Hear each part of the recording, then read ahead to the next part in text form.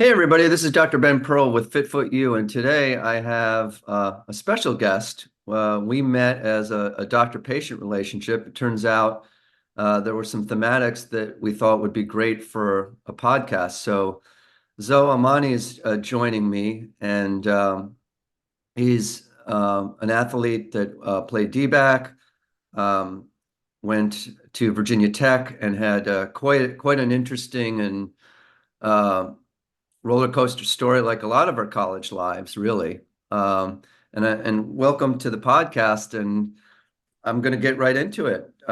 You've got a great journey that you can share with us, which led to the formation of a brand that you're currently doing. Kind of start us from, ground zero of where things started for you with your passion for sports and how it evolved. So, Dr. Pearl, thanks for having me on your show. I'm honored and really happy to have you take a closer look at my foot. I'm Zoe Amani, as Dr. Pearl mentioned. I'm a military kid. I moved around a lot growing up, but sports was such an integral piece of my upbringing. And it was funny, I lived on military bases, so all of my coaches were veterans. And so I got like this double dose of disciplinary training, right? From a coach in a football stance, but also a coach who's also in the military or has served in the military. So I just grew up very disciplined. I took sports very seriously. It was an opportunity for me to get scholarship options. And so as I went through middle school and high school, I competed via Junior Olympics, also played a little basketball, did track and football. And ultimately, football stuck. That was the best opportunity for me to get a full scholarship. And out of a bundle of schools, I chose Virginia Tech. Virginia Tech had a great football program. Coach Beamer was still there. It was his prime. Bud Foster was leading top 10 defense nationally every year. So I was excited to go up to Virginia Tech, play defensive back, and write my story. And I guess where can I go next, Dr. Pearl? Should we jump right into the college experience and Yeah, before the yeah, injury, yeah. the foot injury that brought us together? So I'll just continue on. And Virginia Tech is a special place to me. I felt like that was home before that became like the brand moniker, at least in my perception. So I felt like it was home. It was a great place for me to grow up. And I played as a true freshman. All right. I competed. I was able to utilize my skill set. I had all the intangibles, but I did struggle with the playbook my first year. Uh, Defensive back Torian Gray, defensive back coach Torian Gray, he's a technician and he's very, very technically sound when it comes to preparing defensive backs to fit into Bud Foster defensive scheme. And it was a little hard for me to grapple with going from a very simple high school defensive playbook to a very sophisticated Division One Virginia Tech playbook that had a lot of variables and the free safety. That was a position they wanted me to play. The free safety position was the quarterback on defense. So not only did I have to fulfill my duties, I had to make sure that everyone else was in alignment as well. So that was a significant shift for me, very challenging. So struggled with the playbook, but I played as a true freshman nonetheless. Midway through the season, right before we were supposed to play Florida State, I had a knee injury that knocked me out for the rest of the season. Then I came back for the bowl game. We played Stanford in the Orange Bowl, I believe. I believe Andrew Luck was on that team. So I played some special teams, a few defensive snaps on that during that bowl game. And my following year, they decided because of my skill set, my physical traits, they thought that it would be better for me to move into the box. So I would be like that permanent nickelback, like a Cody Grimm. So I could, utilize my physicality, but also my speed. And I thought that was a better fit. But they had two seniors in that position and another person who was my same year. So they thought it would be better for me to save my year. So sophomore year, I redshirted. I was completely fine with that. And then my third year, which would be my quote unquote redshirt sophomore year, is when I was like, okay, this is it. I've been in the system for a couple of years. I've been in the conditioning program. I think I know what's happening here. I know how to play fast, think fast, react, and make plays in the system. So I was really excited for my redshirt sophomore year. I was gearing up during summer training to have a great season. And during summer training, I had an Achilles injury while we were running. And it was very strange for me. I never had an Achilles injury. And I think it really limited my ability to get ready for the season. So I was out for a couple of weeks. But again, I was pressing myself so hard because freshman year I played half of the season. Sophomore year I was redshirted. My third year, this is the big year for everyone. You got to have a great sophomore, junior year to really propel yourself to the next level. So in my situation, I probably came back a little too early simply because I know I needed to get on the field, get some film out there and show coaches that I'm ready to participate and compete at a high level. And so my first scrimmage returning from my Achilles injury on the first play on kickoff is where I injured my foot.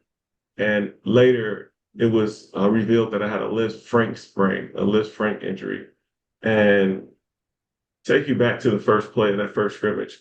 It was a kickoff play. I ran down the field. I went around a big guy, planted my foot in the ground. I didn't think anything happened.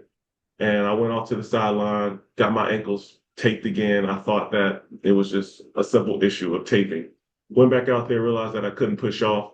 And then I just kind of sat on the sideline and went to go speak to the sports medicine team. And eventually, after the scrimmage, they sat me up on the table. They did their diagnosis, and they told me that I had a Liz Frank sprain, but they just couldn't tell how severe it was. And I remember sitting on that table and thinking about my career at that point, and I thought that that was pretty much it for me for football. The thought dawned on me that this may be it. I had never had a significant foot injury like that. I power cleaned 331 pounds as a sophomore. I was very explosive, did junior Olympics and track growing up. So having a foot injury of this type of magnitude was completely derailing. And so I stayed optimistic. I tried to go through therapy. I mean, I was before therapy, I had surgery. I was in a cast for 2 months. I was in a boot for another 3 months. By the time I took my foot out the cast and the boot, my foot had atrophied. It was very small. And that really weirded me out because I never thought that I would have to wait for my foot to grow back. Like I would look at my foot and it looked like someone else's foot. So the rehab process was very difficult for me. And I ultimately decided to take a medical red shirt, meaning that I sign away my rights to participate in collegiate athletics again because of a medical hardship. But I would keep my scholarship at Virginia Tech. And at the time, I didn't want to give up. So I was toiling between the thoughts of giving up on my career or pushing hard enough to go in another direction. So I ultimately decided to just end my career, work on my academics, focus on my rehab so I could be in a position throughout my life so I could walk and run in my ordinary day-to-day leisure. I didn't want to be an older gentleman and not be able to walk or hike or, go to the beach. So that ultimately guided my decision. And yeah, that was back in 2010. A lot happened, and I'm a better man for it because I had to fight through that adversity and I went hard with my academics. I finished with 2 degrees. I interned in the athletics department. Later on, I went to go work on my master's at ASU. Long story short, jumped into a PhD program, worked in several capacities on campus, and got into public policy work in DC, working at the Federal Reserve and doing some community reinvestment at work. And now I'm vice president, compliance officer at a community bank in the DMV area. So my path was, very windy, like a lot of us, but I would definitely say that my injury was one, derailing, but two, it ultimately motivated me to really do everything that I can to reach my potential. I did have regrets about my injury. I felt that maybe I didn't work as hard, or maybe I didn't keep up my personal training, or maybe I didn't get enough sleep. Maybe I didn't have the right knowledge or information. So I had lived with a lot of regrets in that space when I was in my cast and my boot. So I did promise myself that I was going to do everything that I can in my power to excel and be the best person I could be. So I'm trying to still do that today. It's like I'm living or chasing a ghost, if you will. I know I can't get that time back, but as an athlete, this, Dr. Pearl, you play sports, you ran competitively. So you every now and then the thoughts come back up like, okay, well, what if I did this or what if I did this? what that injury had happened. And but ultimately, I'm happy where I am. You live and you learn. I got a full scholarship out of the deal. Got some great memories, great friendships, relationships that continue to this day.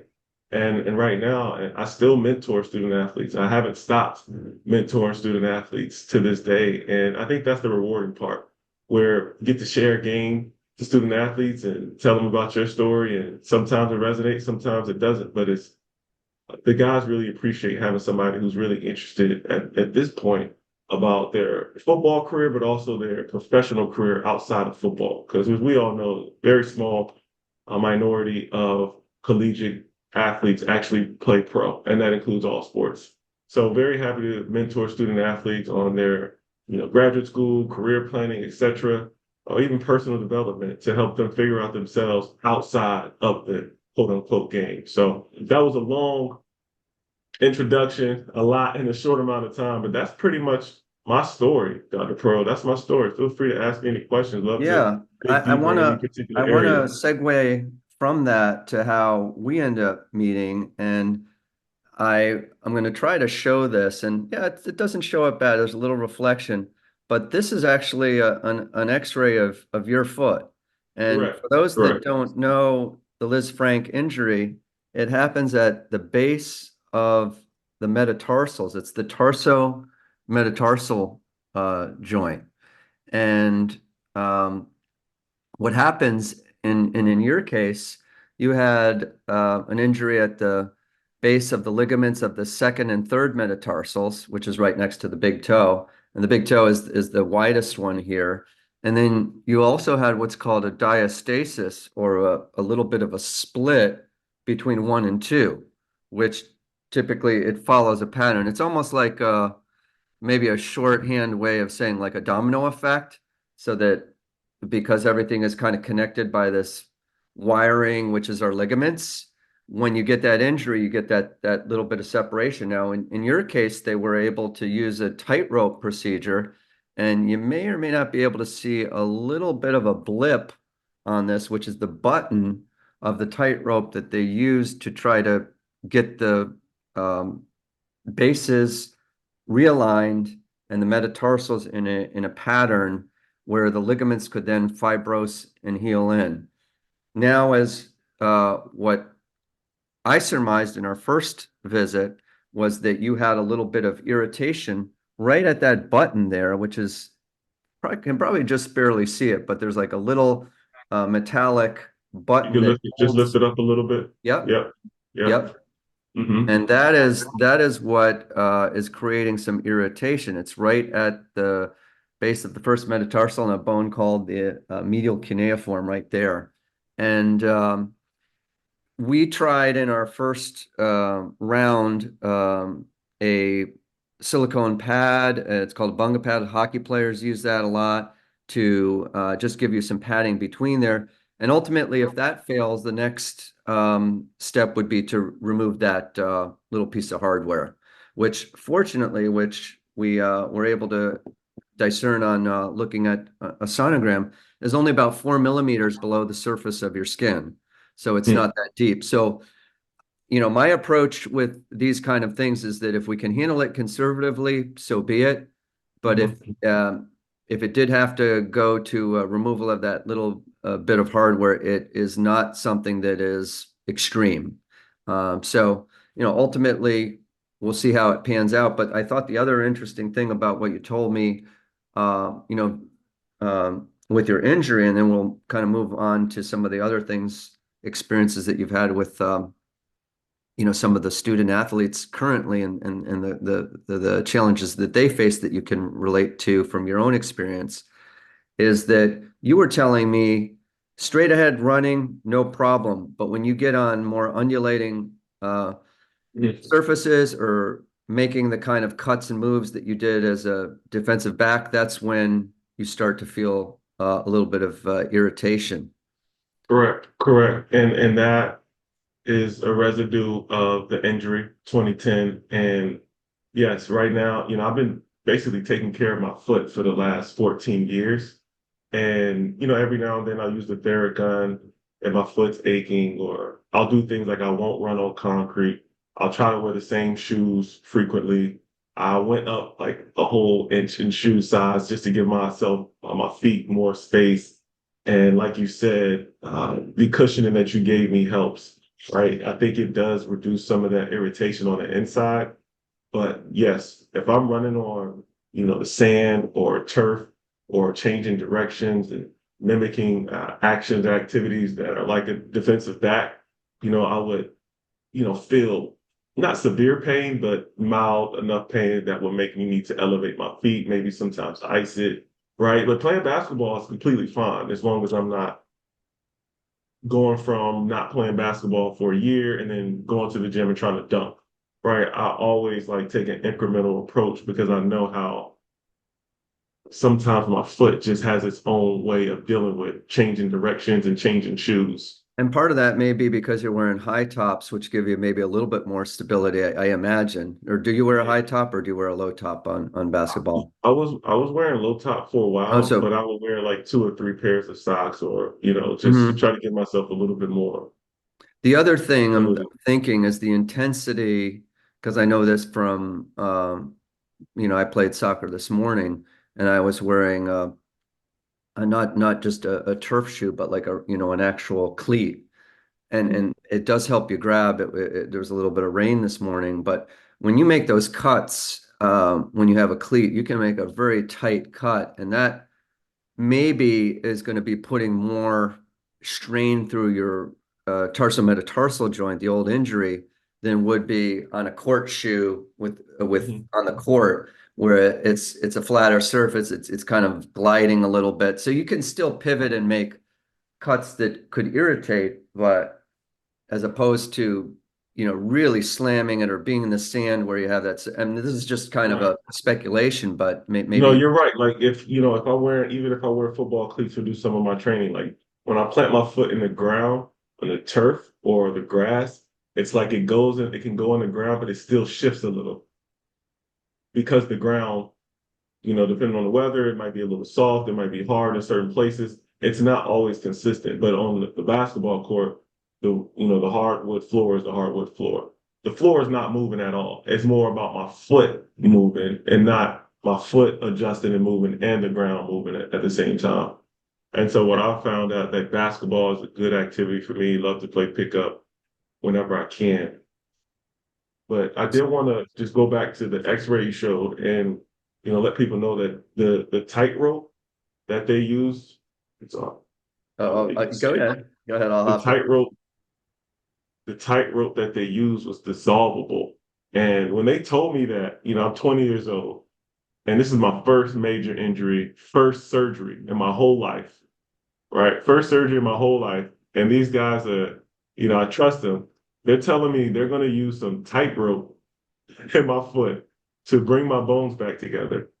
But I don't have to have a follow-up procedure because the tightrope will dissolve.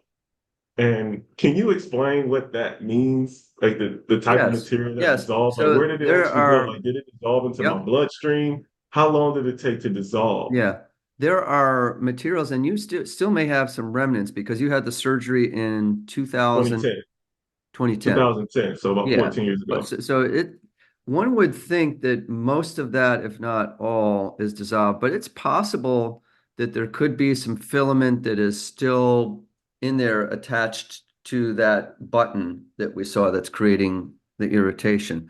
So typically these things are um, a material like Vicryl, so it's a biodegradable material as opposed to like what we use for an exterior suture would be something like nylon. So there are materials that biodegrade in the body, and it is a very slow process.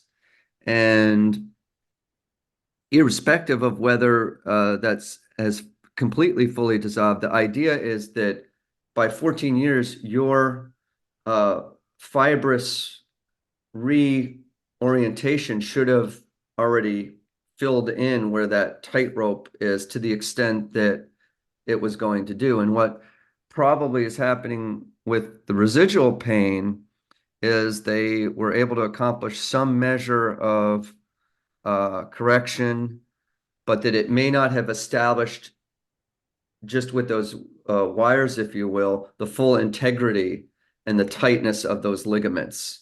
Right. So now we're looking at like almost like this trapeze kind of cord coming across, as opposed to having the integral ligaments that were right there, depending also on what they may or may not have done. And I'll see this on the op report eventually, with trying to suture and repair the primary ligaments at the point of injury at the tarsometatarsal joint. So that gives us sort of a framework. And from what I'm understanding, most of the pain that you're experiencing now is at the irritation of that button, but that you just mentioned it. When you work out enough, you'll feel an achiness across the base Correct. of that whole area. Correct. The base and the top sometimes, and it's trickle down effect, right? If this is the base, mild pain, and then the top might feel Yeah. weak. It just depends, right? There's a certain weakness and that's why I came to you, Dr. Pearl. I wanted to get an opinion. I put it off for so long because I'm like, my foot's fine. If I have a bad day or a tough day, I'll just massage it, use the Theragun, change And my shoes. you are somebody who takes care of yourself too, not only with the modalities, but you were mentioning, and you don't have to go into all the detail, but maybe a little bit about, besides the pickup basketball and just doing that to stay in shape, some of the strength training that you do and stretching. Correct. So I do go to the gym. I do some squats. I try to do more reps.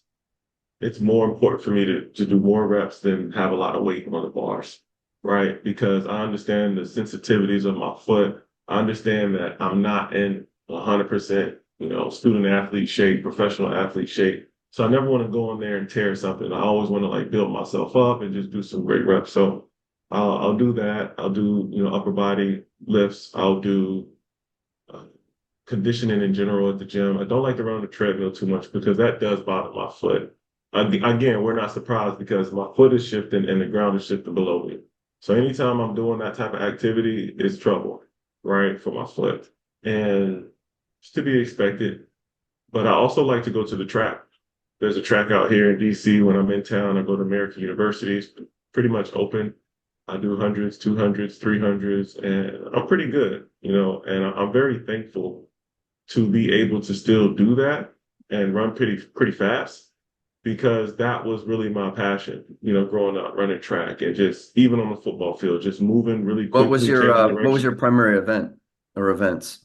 So I did the 200 and 400. Those are my primary events back in middle school and high school. And yeah, so just being able to get on the track and run and feel free, I'm achieving one of my major life goals.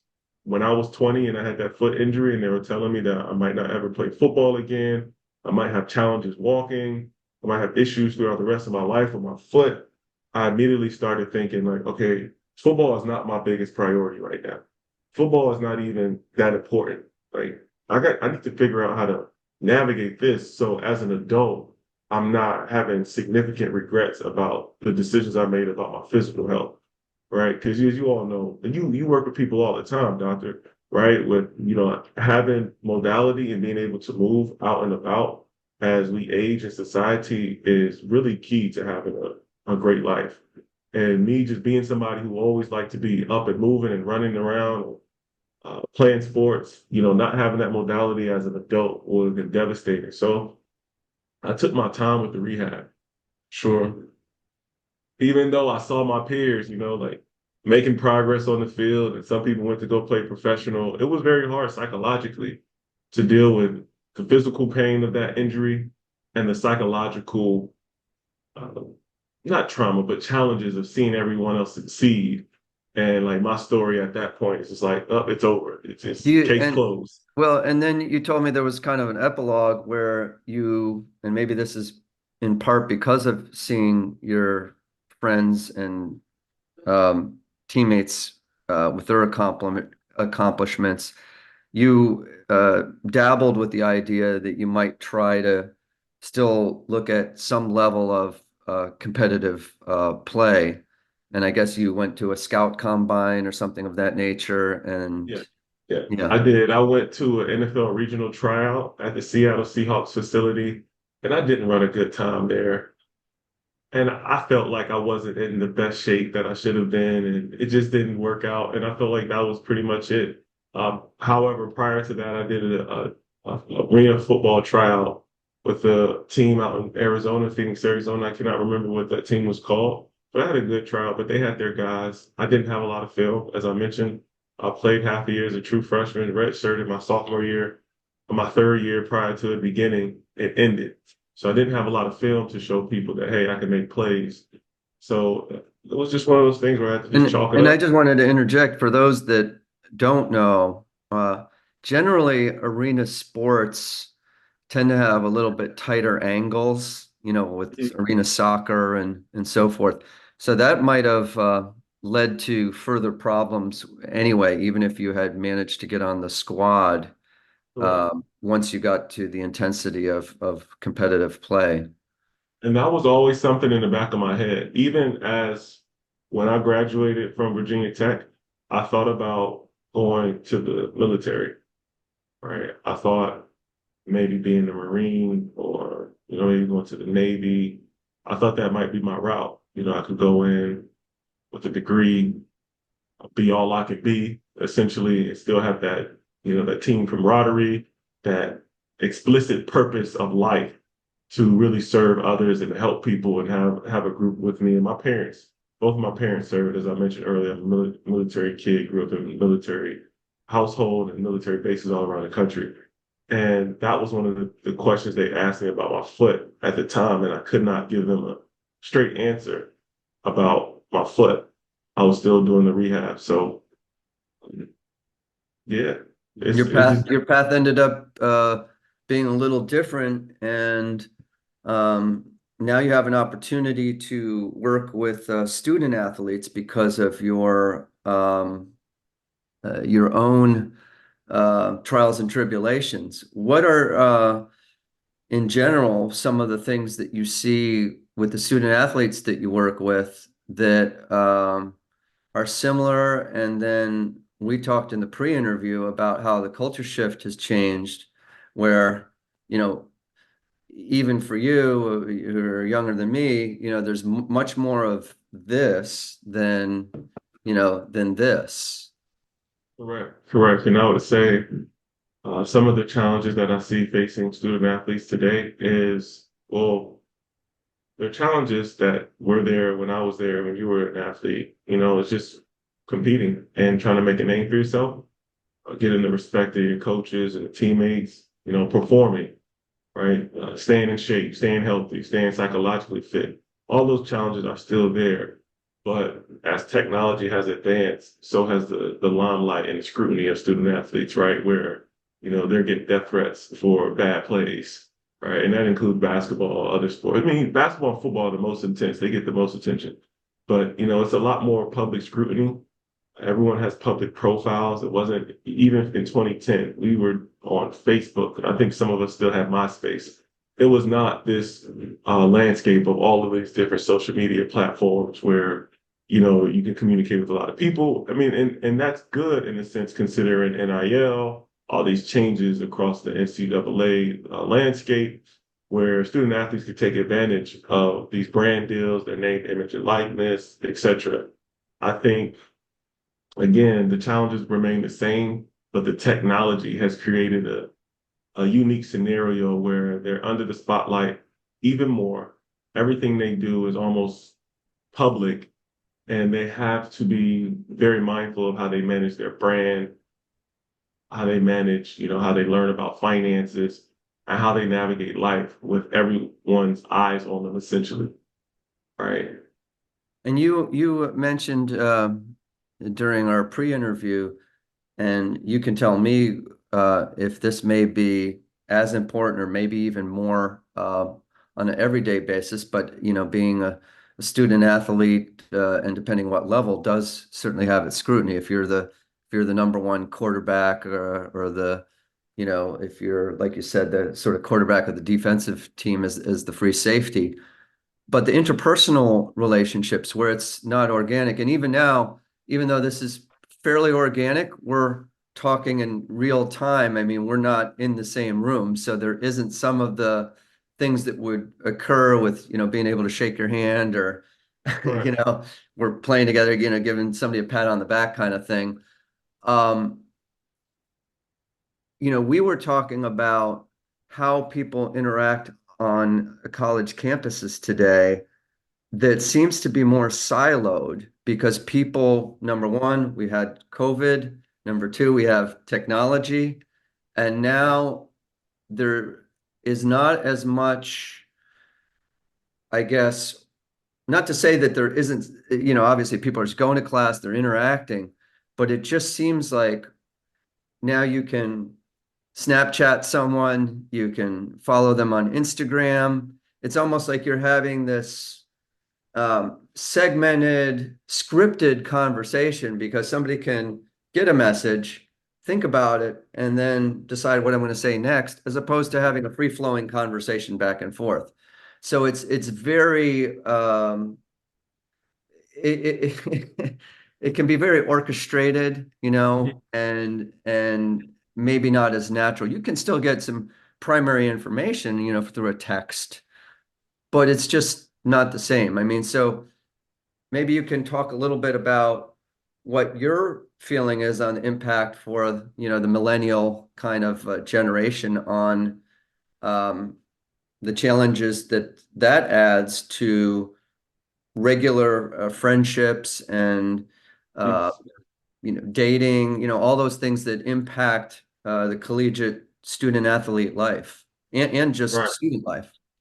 Right. Yeah. So before I answer that question directly, I want to go back to your first question about the challenges that student athletes face.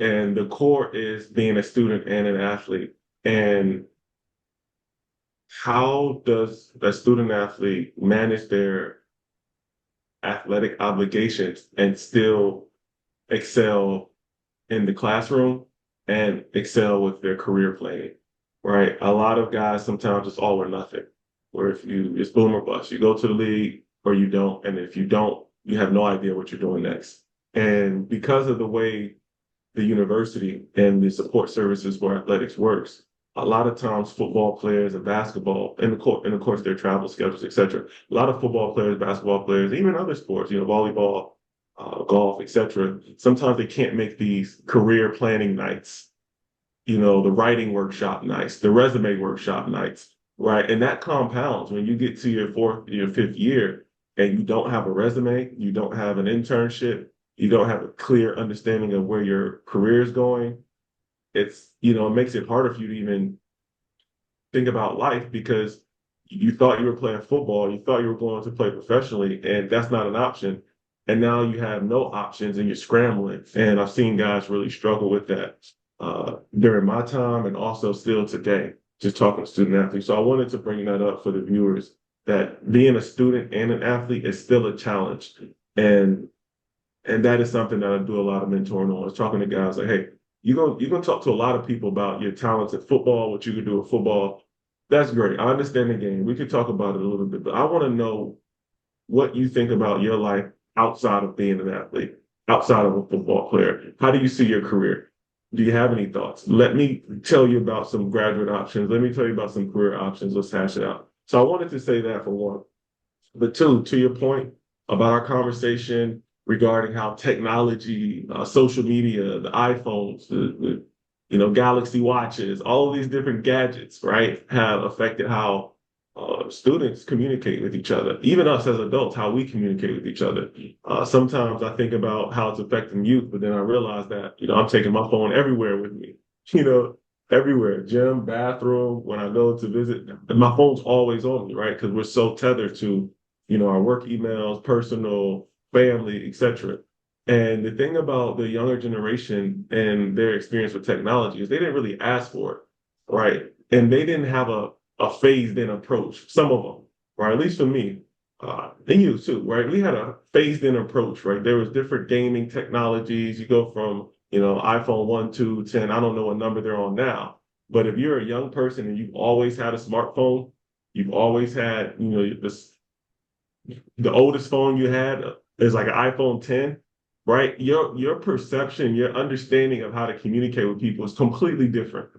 And right, so when it comes to conflict management, right, that's a challenge that I see affecting with student athletes and just students in general. Whereas most of the time, where you're texting or you're doing a lot of this non-face-to-face communication, and people say things, with the text or imply certain things with the text that they may or may not do in person, right? And then when it's time to talk in person, people don't know how to handle that. So people are like siloed, right? But I do think student athletes have an advantage because they're on teams, they can manage conflict, they can manage adversity with colleagues, with their friends, with coaches, with a whole support system. But it's still challenging nonetheless, right? You think about dating and getting to know people or just making friends where you got people talking to unlimited amount of people on multiple apps at the same time. So I definitely think it's a challenging environment. But again, it just depends on who is in these kids' ear about how to use that to their advantage, right? To tell them like, hey, it's great that you connect to people on social media, but to your point, who are you eating lunch with? Right. And when you're eating lunch, who are you eating lunch with and what are you all talking about during lunch? Making sure that you do have those times of your schedule where you're talking to people, especially for student athletes, outside of the athletic department, where you're talking, meeting with your classmates, going to lunch with your classmates, and not talking about football. They're going to want to talk about football, right? Maybe talk about it for a little bit, but get to know your classmates, where they're from, what their majors are, what they're interested in doing after graduating, pick their brains. So I think that's one of the approaches that student athletes could take to address some of the challenges with the tech and everything. But it's really about how we utilize the tech, how we encourage student athletes to utilize the tech to their advantage, right? Because we want people to have healthy relationships. I think I answered your question. I'm kind of Yeah. rambling now, so No, I'll no, stop not there. not at all. So lots of options, and I know that to the point of what you just raised, I know I have a son that's a freshman at Virginia Tech, and when we went to the dining hall, it was a group of us from the dorm floor, and you were on a team, and I imagine you're having some team meals and so forth at training table kind of things, especially as the game day approaches, but maybe not during the week or earlier in the week.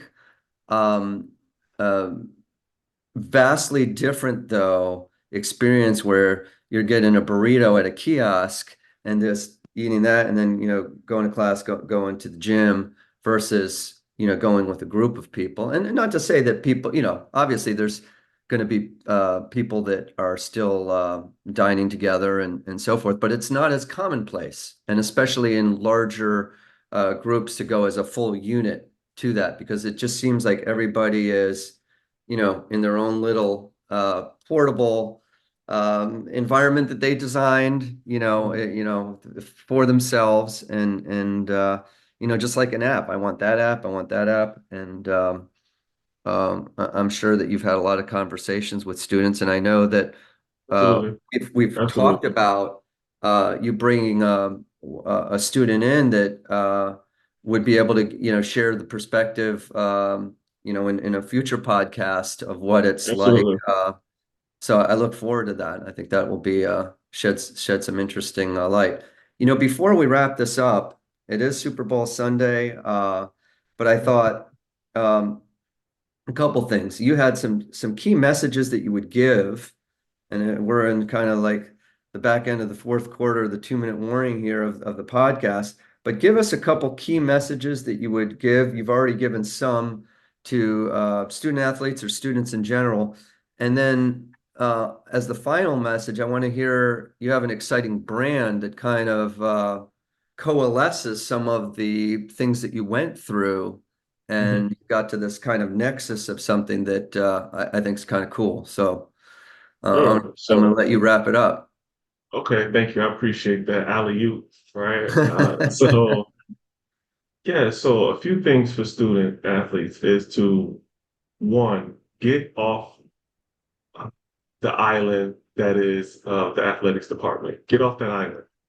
Go meet with your professors. Go meet with students in different departments. Go meet and hang out with your classmates. Go to the career events on campus. Go to to events on campus, go to the Career Services Center, go to financial aid, make friends outside of the athletic department, make friends in the community. And then, that would be my first point. Number two is try to figure out a way to do an internship, whether it's virtual or in person or maybe 2 hours a week in the summertime. Make sure you get that experiential um, position experience on your resume before you graduate and make sure that it's substantive. And then three, have a game plan about what life is like outside of sports. Don't wait until the last minute, right? Have a two-pronged approach, right? Have a plan A and a plan B. A lot of student athletes, they don't want to hear that they're not going to make it to the league. They don't want to hear that they're not good enough or the best. But I would recommend that student athletes say, hey, I am the best. I want to be the best in sports. But also, what does the best look like outside of sport? And have the same energy. It's not a zero-sum game. You can still do both. You can think about your career and play football, right? And I think that's part of the messaging that needs to be massaged through student athletes, right? Is that you can do both. You can think about both. You don't have to sacrifice one for the other because that is what happens.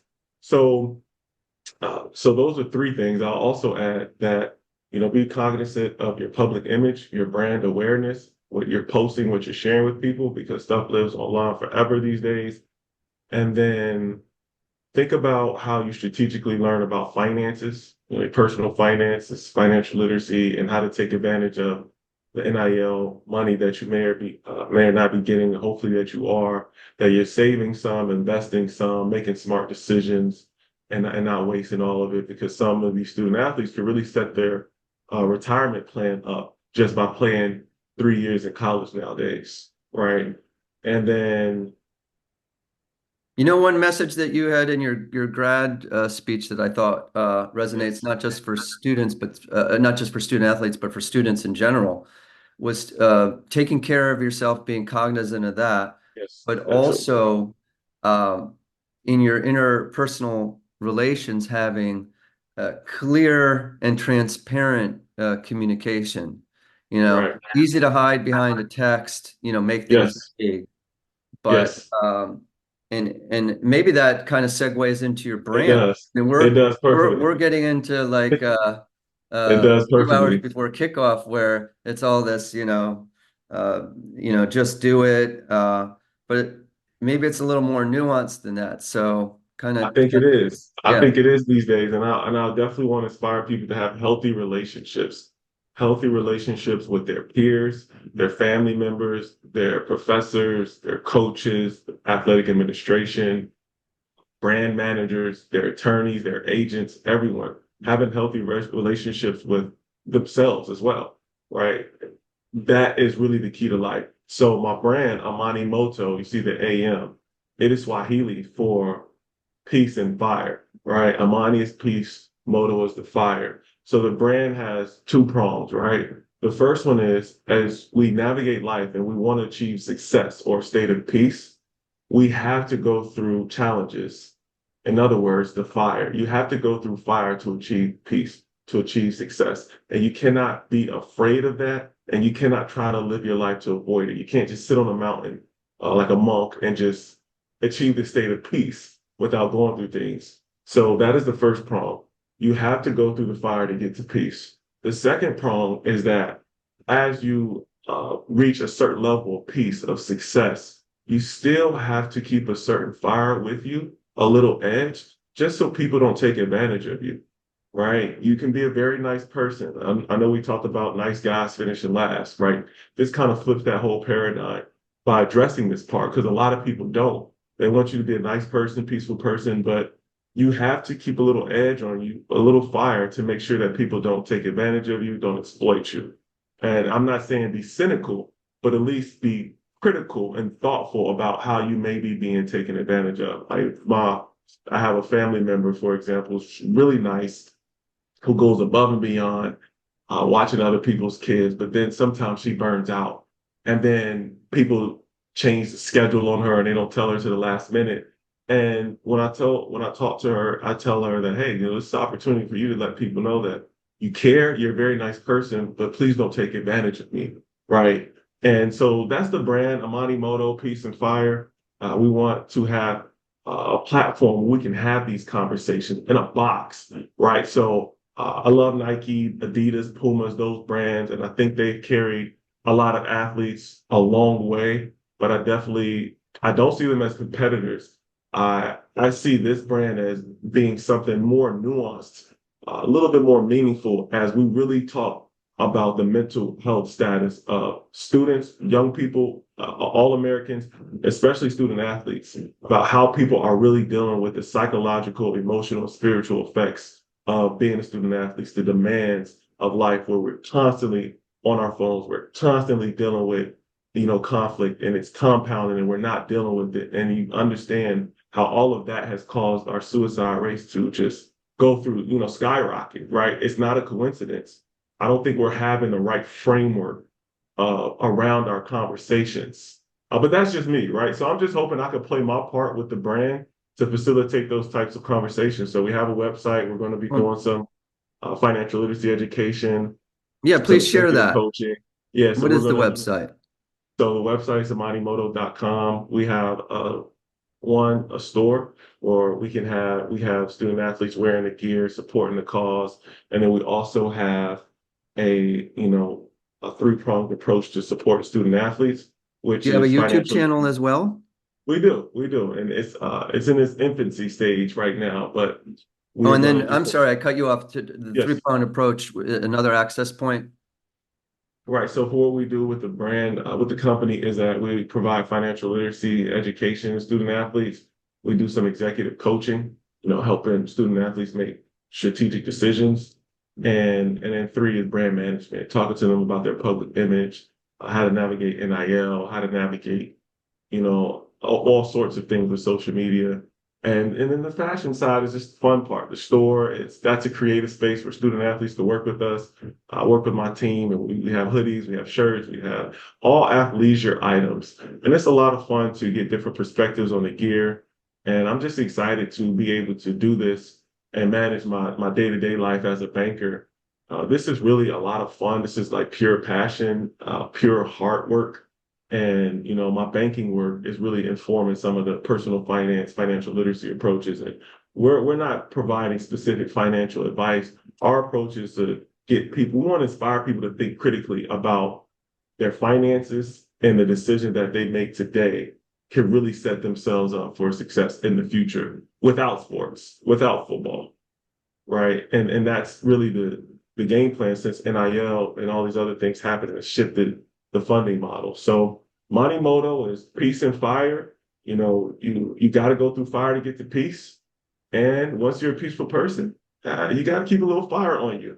And we want to support student athletes. We want to have this, box, this framework of having a conversation about the real experiences that people are going through in a really authentic way. I love it. So, I mean, we're on Super Bowl Sunday, and the culture of America. We always love a winner, but also many of us recognize, the steps, the journey took to get up to that mountaintop, and that Yes, is what gives us the essence of what we are. absolutely. And I think that your winning package seems to be about the process and about not just looking at that. One finite moment in time where whatever level of athletic success that you have, you mentioned, you had a lot of the high school accolades and so forth, but being able to really look at the bigger picture, which you have, and I'm just very thankful that we cross paths on Absolutely. your foot related injury, and look forward to a future podcast where we can then flesh out some more stuff that is going on with some of the people that you've been able to help. Absolutely. I'm looking forward to it as well. And thank you, Dr. Pearl, for just being so open to listening to my story and relating to me in a way that helps me, kind of unravel who I am in a different form. And I think it's healthy for me to be able to do so. So I want to thank you for allowing me to do this. And also in our private conversations about my foot, potential surgery, the implications, and just, taking great care with me, of me in that respect as well. Because I might need surgery, I might get that pin pulled out, and I know that's going to be another part of the journey. But I definitely appreciate your expertise as a doctor, a foot doctor, and being able to help me close the loop on what's happening in my foot. I haven't had perspective on my foot in about 14 years. So this has really been healthy for me. So I just want to thank you from the bottom And of my listen, heart. I really man, thank you appreciate for that. giving me Yeah, the we all have little monikers that we can reference, and certainly this peace and fire, that kind of dichotomy, but just sort of different angles of the same stone is going to be something that I'm going to be sharing with people too, and I think that'll resonate. So we all exchange, different ideas, and I think that's going to be something that I'm certainly going to share with my son, and as part of his journey as well. I appreciate you. It's been fun. Okay. Do you have a prediction for the game? I mean, we can at least do this for the record, right? Yeah. You got the Chiefers, Chiefs, 49ers. Who prediction. do you have? I think it's going to be, I don't know about last drive, wow. I, I, I think KC might edge them out, but I don't have a strong prediction. How about you? What do you think? Got the Chiefs by 3 or 7. It'll be a tight one. Yeah, yeah. Well, enjoy it. It's going to be fun, and look forward to having a future podcast with you again. Until next Absolutely. Take time. care. Enjoy the Yep. game. With Talk to you Zoe soon. Amani, and this is Dr. Ben Pearl with Fit Foot U. All right, take That was care. awesome, Bye. man.